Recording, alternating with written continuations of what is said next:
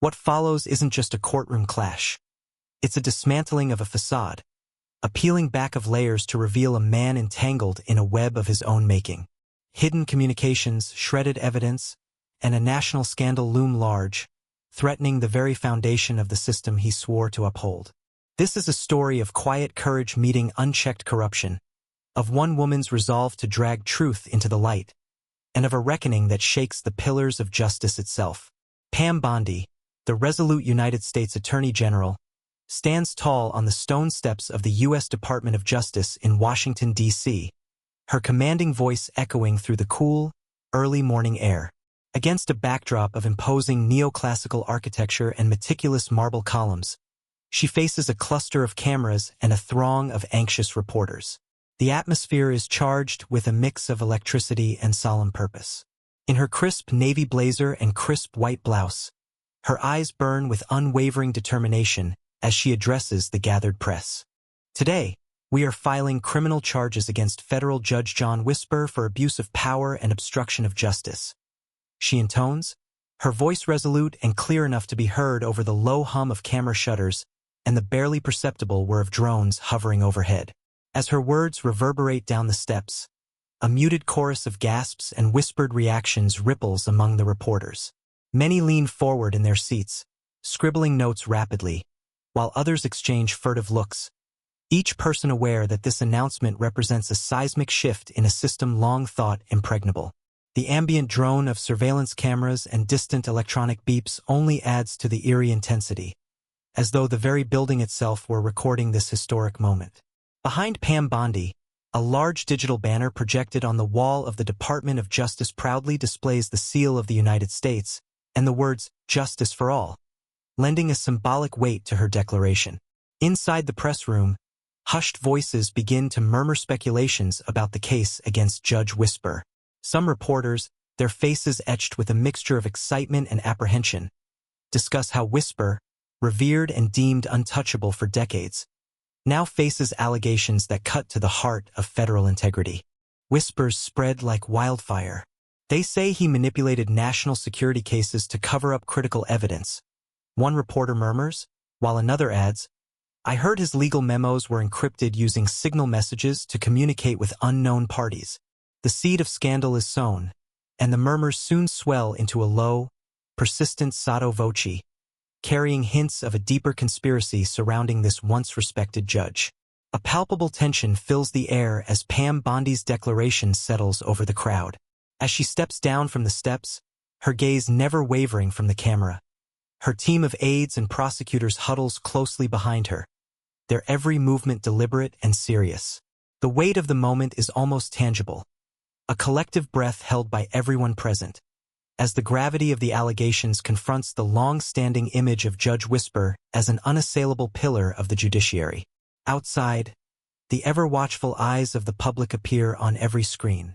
Breaking news alerts begin to flash on mobile devices as word spreads rapidly on social media of the unprecedented announcement. Rumors about the judge's secret actions, a pattern of delaying national security cases, the use of encrypted messages to coordinate questionable decisions, and the deliberate destruction of key documents start to circulate among journalists and legal experts alike. These whispers charge the atmosphere with an anticipatory sense of injustice finally being met with accountability. The higher echelons of the legal world are now on notice. The untouchable may be falling. In that moment, as Pam Bondi's words echo off the grand steps and the press room buzzes with furtive conversation, the atmosphere becomes thick with suspense. Every eye, every ear, and every heart in that historic location senses that something monumental is unfolding, a reckoning that could expose deep, systemic corruption hidden behind the facade of power. The mounting rumors and the palpable tension in the air speak to a new chapter in the American judicial system, a chapter in which justice is no longer a whispered promise but a defiant declaration against abuse. Following her historic announcement, Pam Bondi led her team into a secure conference room within the Department of Justice, where dim light from a single overhead lamp accentuated the seriousness of the moment. With a confident yet measured tone, she began detailing the damning evidence that had unraveled the long-hidden misdeeds of Judge John Wisper. Over the past several months, she stated, My office has been rigorously investigating the conduct of Judge Wisper. We discovered a series of encrypted communications transmitted through the Signal app that reveal improper coordination in delaying national security cases and, disturbingly, the secret destruction of key evidence in one of our most sensitive leak cases. Pam's voice resonated across the room as she clicked through a meticulously prepared presentation on a large monitor. On screen, a series of screenshots displayed encrypted message threads. The cryptic dialogue, though obscured by unreadable code, was accompanied by metadata clearly showing timestamps that coincided with critical moments in the judge's controversial decisions. "Notice here," she said, pointing to one line of dialogue. The judge instructs his aide, using phrases that can only be interpreted as masking a deliberate attempt to cover up administrative errors. These messages directly correlate with the disappearance of vital documents in the case regarding leaked military intelligence. The tension in the room mounted as Pam Bondi continued.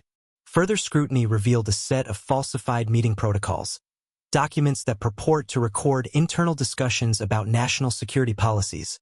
Yet these protocols contain inconsistencies and fabricated signatures. We believe these were engineered as a smokescreen to protect certain individuals from accountability. Her eyes narrowed as she highlighted a particular portion of the protocol on the screen. A series of irregularities in the document's font, spacing, and date stamps that clearly indicated tampering. Across the room, a murmur of acknowledgement mixed with a growing disquiet signaled that her team was beginning to grasp the full magnitude of the cover-up.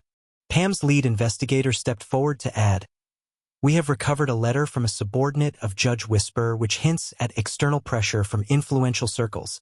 The letter states that, to ensure that the case is not compromised, all records must be redacted immediately, a directive which is highly irregular and beyond judicial protocol."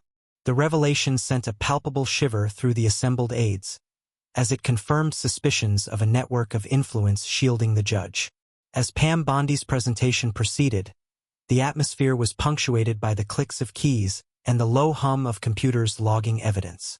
Just then, an aide interjected with a question, her voice tinged with urgency. "Ma'am, can you explain how these encrypted messages tie directly to the destruction of physical evidence?" Pam paused, collecting her thoughts. "Certainly," she replied evenly. "We cross-referenced the timestamps in these digital communications with the exact moments when surveillance cameras in courtrooms captured unusual activity, namely Judge Wisper deliberately shredding documents from a secure evidence locker. The correlation is too precise to be a coincidence." At that pivotal moment, as she concluded her explanation, Pam Bondi turned to a live feed provided by the internal security team. The large monitor flickered to life, displaying surveillance footage from a courtroom corridor. Grainy but unmistakable, the video showed a figure, unmistakably Judge Wisper, furtively accessing a locked cabinet and then rapidly shredding papers before hastily stowing the remnants in a confidential bin. The footage, when played back slowly, revealed the judge's furtive glances and anxious movements, details that were congruent with the encrypted instructions earlier exposed. As the camera evidence filled the screen, the room fell into an even deeper hush. The undeniable images served as a powerful corroboration of the digital records and fake protocols Pam Bondi had painstakingly compiled. In that charged instant, with the camera footage looping quietly in the background, it was clear that the very foundations of judicial integrity were under siege, and that no one, not even an ostensibly untouchable federal judge, was above the law. Pam Bondi stood once again before her gathered team and press in the secure conference room, the atmosphere thick with anticipation and the weight of the evidence. With a steely gaze fixed on the large monitor, she began her next revelation. "What I am about to show you," she said, voice calm yet commanding, "is the full decryption of the encrypted communications we recovered from Judge Wisper's Signal app." The room darkened slightly as she clicked through a series of slides. On the screen appeared blocks of text in a seemingly random assortment of characters, until a specialized decryption algorithm transformed them into coherent sentences. Slowly, the hidden messages emerged. Terse instructions from Judge Wisper to his aide, commands to redact and destroy documents, and even chilling phrases like, "ensure no trace remains," coupled with specific timestamps. These messages, meticulously annotated by Bondi's team, mapped perfectly with moments when surveillance cameras in court corridors had captured the judge hastily shredding papers. A murmur rippled around the room as she continued, her voice growing firm with resolve. Each of these messages confirms that Judge Wisper deliberately interfered with evidence in a high-stakes military data leak case, Bondi explained, pointing to a faded timestamp beside a decrypted line that read, "Dispose of the records at once. No one must ever know." Her words sent shivers down the spines of everyone present, the blocked-out images of shredded documents and frantic motions replaying on the screen with grim clarity. The evidence was irrefutable, a damning digital trail that cut through decades of assumed untouchability.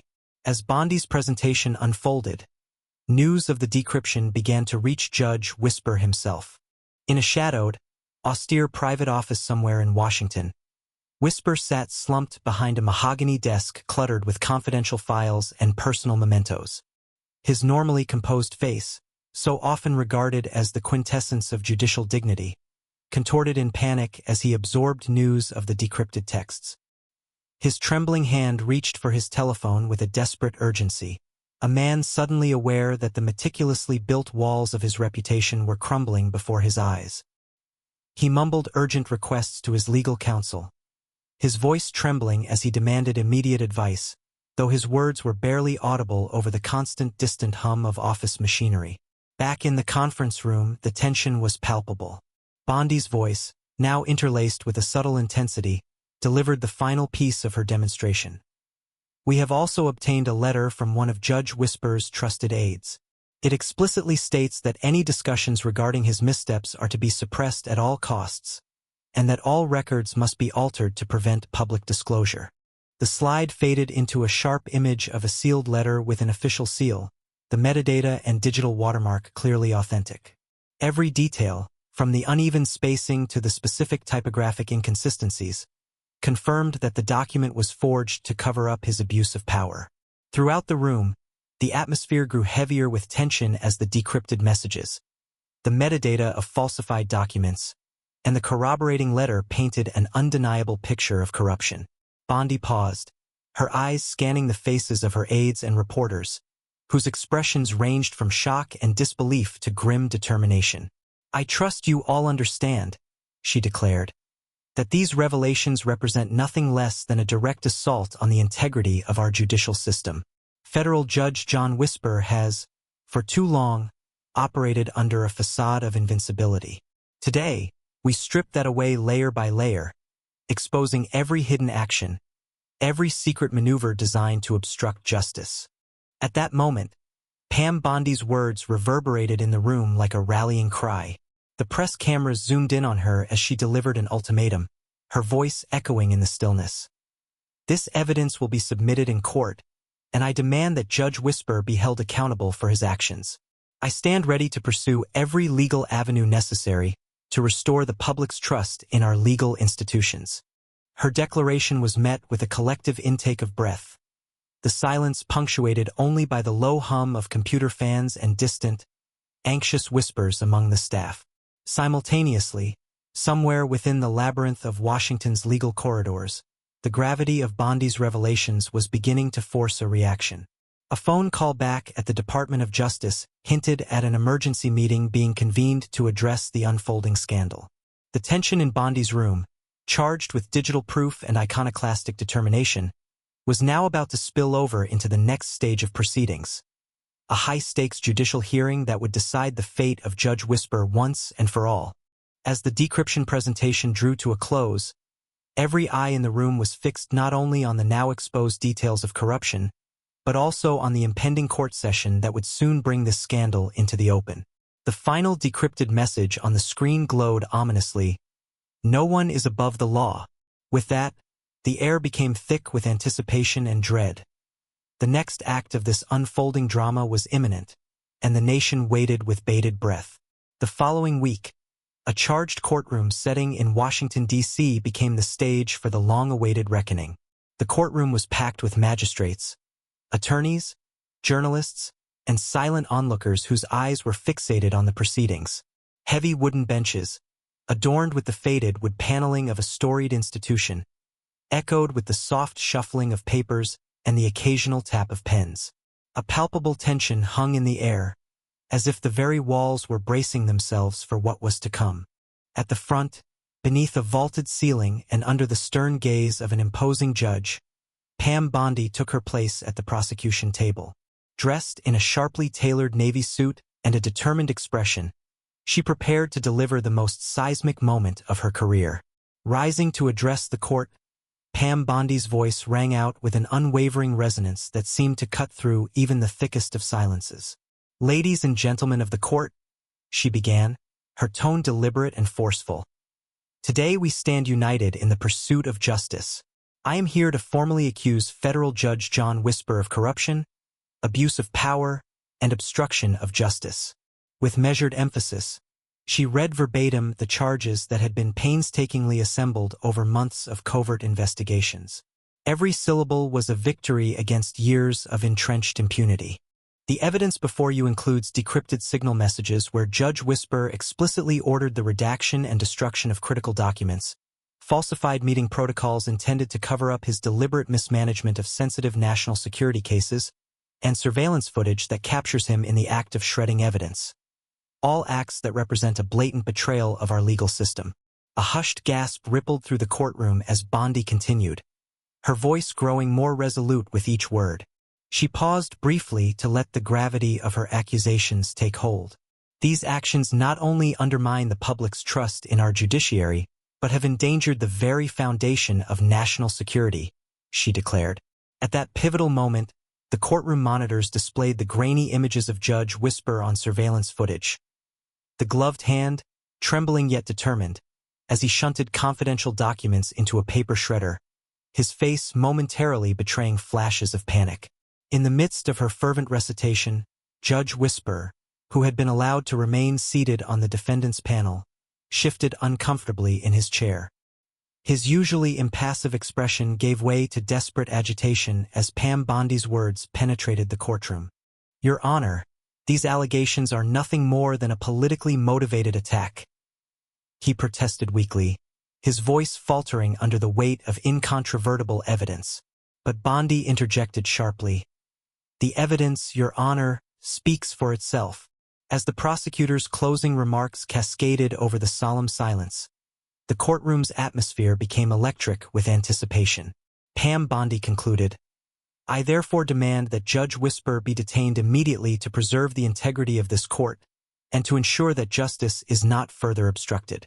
In that moment, an officer of the court approached and, with a measured but decisive tone, pronounced, "Federal Judge John Wisper, you are hereby taken into custody pending further investigation."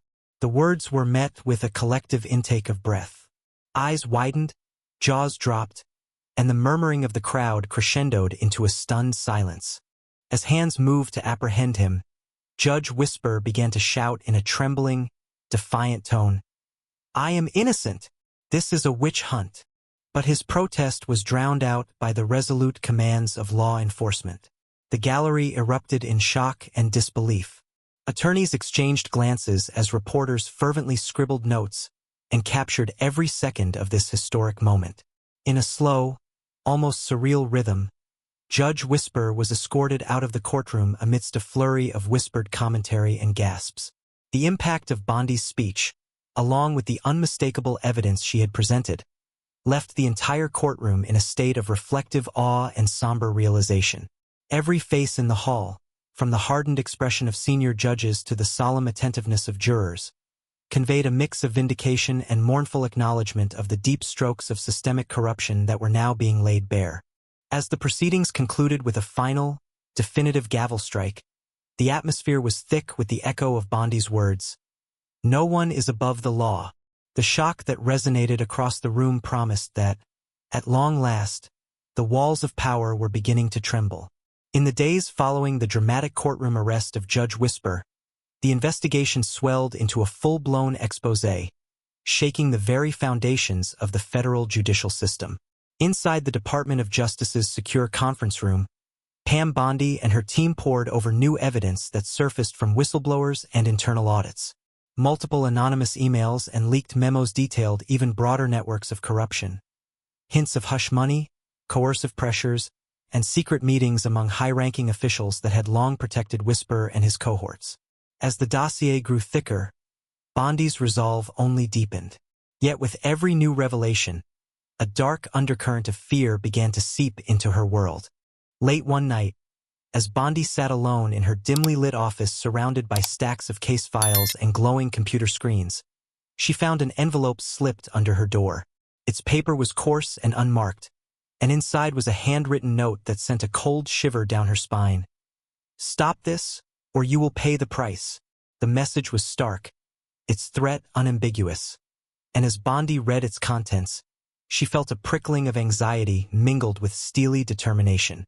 It was clear that powerful forces did not want the full truth to emerge, and that the network behind Judge Wisper would stop at nothing to silence her. Over the following days, more threatening communications arrived, emails with anonymous IP addresses and texts in simple, ominous language, each one demanding that she halt her probe into the judge's dealings. Despite the chilling warnings, Bondi refused to relent. In meetings with her top aides, she maintained a calm, unwavering tone even as her colleagues expressed concern in hushed voices about her safety and the potential fallout. "We cannot allow intimidation to derail this pursuit of justice," Bondi insisted, her eyes locking onto each team member with a fierce intensity that conveyed both gratitude and resolve. "If they think threats will silence the truth, they are gravely mistaken." Outside her office, the corridors of the Department of Justice buzzed with whispers of the scandal. Journalists began filing stories, and legal commentators on cable news expressed shock at the unfolding revelations. Amid the media frenzy, Bondi's investigation uncovered a trove of incriminating materials, encrypted communications where Judge Wisper had discussed modifying courtroom protocols to facilitate the cover-up of leaked military secrets, and even internal reports noting irregularities in evidence management during critical national security cases. Every piece of evidence added to the mounting pressure to bring the scandal into full public light. The tension reached a fever pitch as preparations for the next phase of the trial began. Bondi sat in a strategy meeting with her senior prosecutors, mapping out the timeline for when the case would be presented before a special grand jury. In the hushed room, punctuated by the clack of keyboards and the occasional cough, one of her deputies expressed a concern. "Ma'am, if we push too hard, these anonymous threats might escalate into something more dangerous." Bondi paused, her calm gaze sweeping over the room, and replied, "The truth is our shield. We must be prepared for any backlash.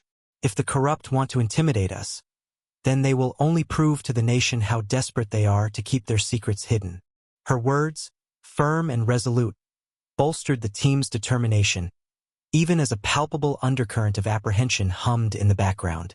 Meanwhile, in a stark contrast to the controlled chaos inside the department, the corridors of power in Washington were now trembling with uncertainty. Within the hallowed halls of federal power, discreet meetings were convened to discuss the implications of Bondi's relentless pursuit. Rumors were rife. Some whispered that if Judge Wisper's network was fully exposed, it could trigger a cascading reform of the entire judicial hierarchy.